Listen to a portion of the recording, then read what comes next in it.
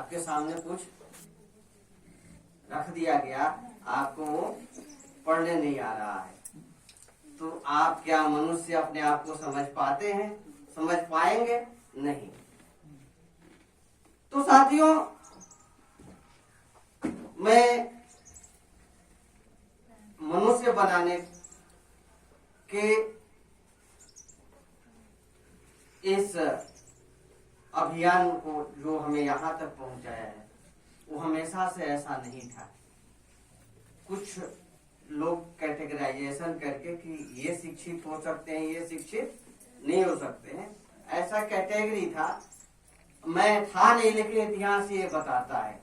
मैं उस जगह पर भी गया जहां से इस मिशन की शुरुआत हुई कि शिक्षा सबके लिए दरवाजे खोले गए।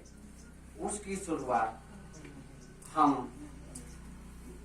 हमें जो मनुष्य की दर्जा दिलाने की सबसे सर्वोपरि हथियार आज के उपलब्ध है, तो महामानव ज्योतिराव फुले और उनकी पत्नी सावित्रीबाई फुले का योगदान है। हम उनके प्रति कृतज्ञ हैं और आज उन्हीं की याद में हम इकट्ठे हुए हैं इस सर्दी के मौसम में।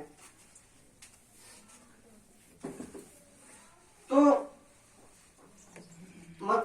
ये हम केवल कृतज्ञता प्रकट करके हम मुक्त हो जाए, यह भावना नहीं होनी चाहिए।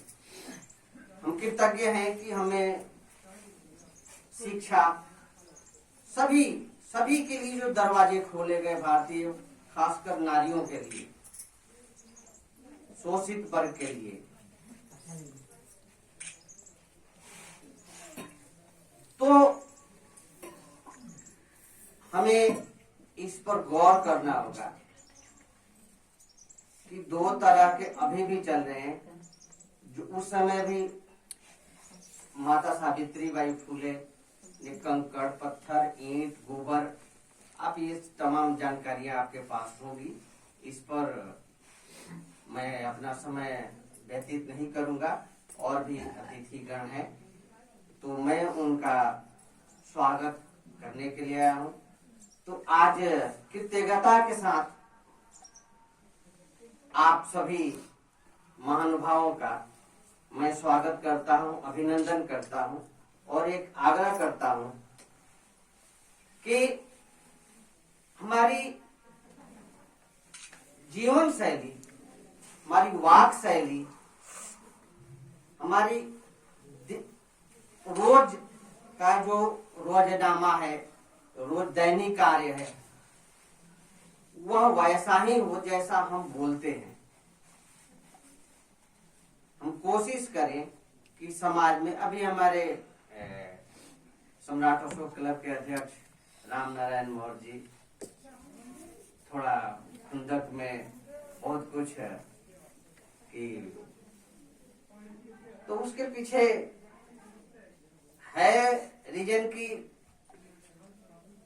उसकी तो कमी नहीं है, कुछ कमी वैसे लोगों की है कि जो मन से बहुत कुछ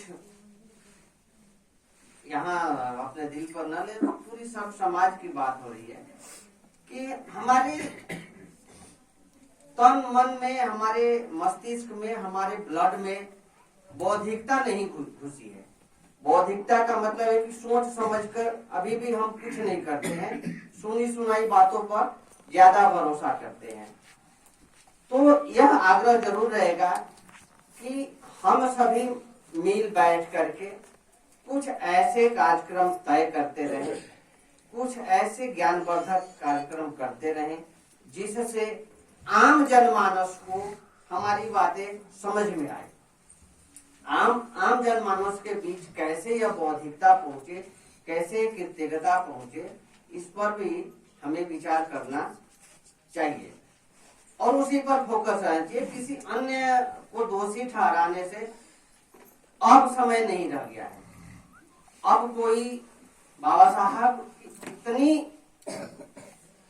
अकेला मनुष्य इतनी कुछ करके गए हैं कि अब ये बहानेबाजियां ठीक नहीं है कि हमें कोई करने नहीं देता। थोड़ी बहुत अड़चने आएगी, उसको हम अब कहाँ 100% है और कहाँ 1% रह गया, उसको हमें नहीं रोना चाहिए, वो हमेशा रहेगा।